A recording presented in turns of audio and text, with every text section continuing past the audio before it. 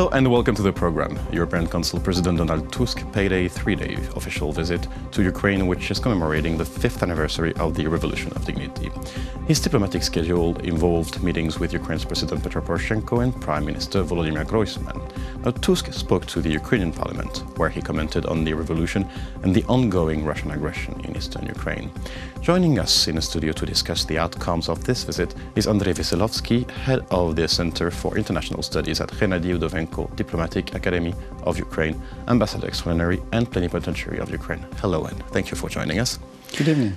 So first question, how significant is the arrival, the venue of Donald Tusk, the visit to Ukraine for and during this 5th anniversary of the Euromaidan revolution? The visit of Donald Tusk to Kiev in these very days is very symbolic. First of all, we all know that the 5th anniversary is maybe not a good word. It's a commemoration. Yeah, commemoration of the situation and the revolution in Maidan. It's a great opportunity for Ukrainians to remind to themselves and to the world what was happening 5 years ago, for what the revolution has happened, what were the forces willing to stop the revolution, and why we won, in fact. And all these ideas, all these messages were, in a way, presented by Donald Tusk in his famous speech. I say famous because I would say there was one famous speech in Ukrainian Parliament made by Joe Biden some 5 years ago or 6 years ago, which all Ukrainian politicians remember, and Ukrainian society at large. The Tusk speech was the second in this short row, and it was an excellent speech because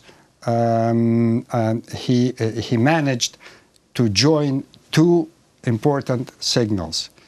Ukraine is part of Europe.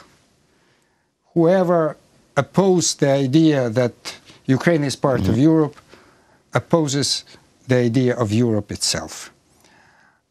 Whoever contradicts the necessity of, and the sovereignty the security and sovereignty of Ukraine contradicts the idea of the security of Europe and European Union in particular.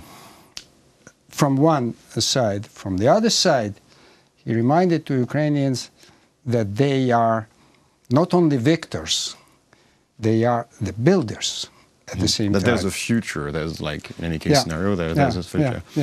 Now this speech, as you said, is important and a sort of a cornerstone here in the relations between EU and Europe, and it's quite interesting because not only the message but the language chosen, it was in Ukrainian, which is quite a symbol too. Yeah, speaking later, President Poroshenko of Ukraine underlined this moment.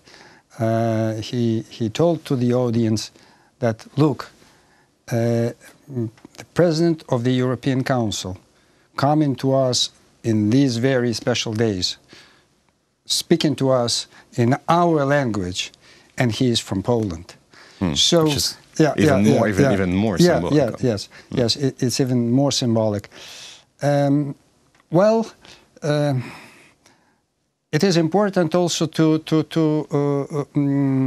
remind that when Tusk started to speak, I was in the hall and I felt it. After the first 3 words, the hall started to applaud, because not only the pronunciation, the face, the expression was so friendly and how to say, linking himself to the audience, that it was not possible to ignore.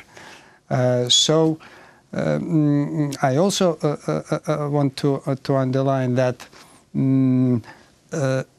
Donald Tusk has chosen poetry of one of Ukrainian poet wrote 5 years ago about the Maidan, and this poetry was not very much known even to Ukrainians. So he did the full efforts. Yeah. Now, he also advised Ukrainian politicians to avoid internal conflicts and refrain from the temptations of radical nationalism and populism, and to believe in democracy and Ukrainian news. And he stated this at a special meeting, and I believe we have a synchron soundbite of Donald Tusk now. Сьогодні тут, у Верховній Раді України, Today, I can repeat on behalf of the whole European Union here in the Verkhovna Rada of Ukraine that we are with you. We want to continue helping you. I want to confirm the first words of the association agreement. The European Union recognizes Ukraine's aspiration and welcomes its European choice. Europe will never recognize Russia's annexation of Crimea and will not refuse sanctions until the Kremlin fulfills its obligations. Now, it also raises other questions here, which is Donald Tusk is obviously an ally of Ukraine, and he obviously stated it. But as it's the European Union, he's not alone. And some of the allies of Ukraine, I'm thinking Merkel to a certain extent, and I'm thinking certain allies, there's going to be elections soon. How to ensure that this path towards Ukraine from the European Union continues, while some personalities like Tusk and allies of Ukraine go away because of the elections, because of this democratic process? Well, in his 5 messages, Donald Tusk proposed to Ukrainian society, not only to those present in the Verkhovna Rada, but to the society in general, to be not only, how to say, persuasive in their efforts to rebuild the economy, to cope with against corruption, and etc., but not to quarrel between themselves. It was his first point: be together. Yes, you are a democratic society. Yes, you cannot contest, you cannot argue about ways how to do it. But what to do, you have to be united about. And it seems that it was a very penetrating message. By the way, this message we can hear from all European leaders. Well, would it be Spanish Prime Minister or Finnish Prime Minister? Would it be Merkel or would it be whoever? So it means that, to me, that Tusk, in a way, gave back to European leaders this same message. Help to Ukrainians to be united. Do not allow them to go out of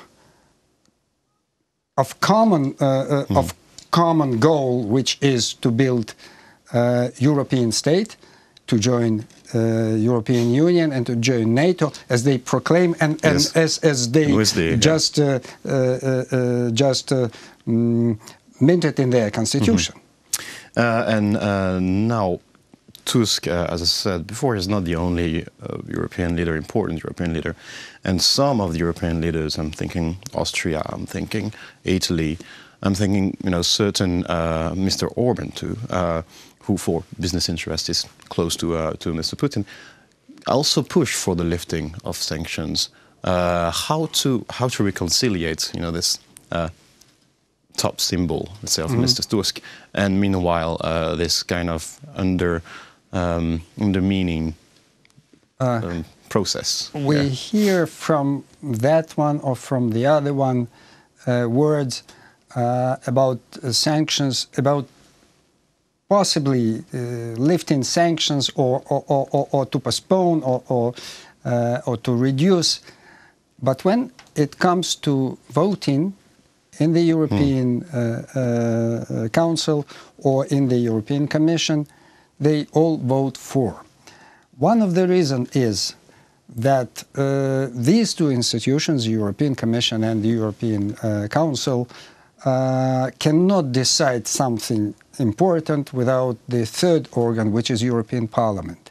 European Parliament overwhelmingly supports Ukraine. European Parliament is the most influential public institution in the European Union, and that is why it is important for Ukrainians, I mean for Ukrainian diplomats, for Ukrainian public, to work with European parliamentarians, which we do. I think that at the last moment, when when it comes to voting, all these important political figures, be it Hungarian or Italian or whatever, they know that, in fact, the public opinion is supporting Ukraine. Now, and to conclude this interview, would you say you're optimistic of this European path and full membership promised by President Poroshenko for 2024? President Poroshenko was quite cautious. He just explained that by 2023 Ukraine would submit a proposal to the European Union to be a member of the Union in the future. The proposal is an important moment of truth. We do decide that we want it. We do decide that we will work for that. Please have time, consider our plea, and find an appropriate reply. Some countries wait 5, 7, 13 years. Some wait even longer. Well, let us not name them. But the importance of making a proposal is very big. It is a sort of declaration of the nation about her future. We want it in the future. We commit ourselves to this future. So I think it is a cautious and at the same time a bold idea. I support it. Thank you for this overview. It was a pleasure to have you in the studio today. Thank you. That was Andriy Veselovskyi, head of the Center for International Studies at Hennadii Udovenko Diplomatic Academy of Ukraine, Ambassador Extraordinary and Plenipotentiary of Ukraine. Thank you for watching the program and stay tuned for the rest.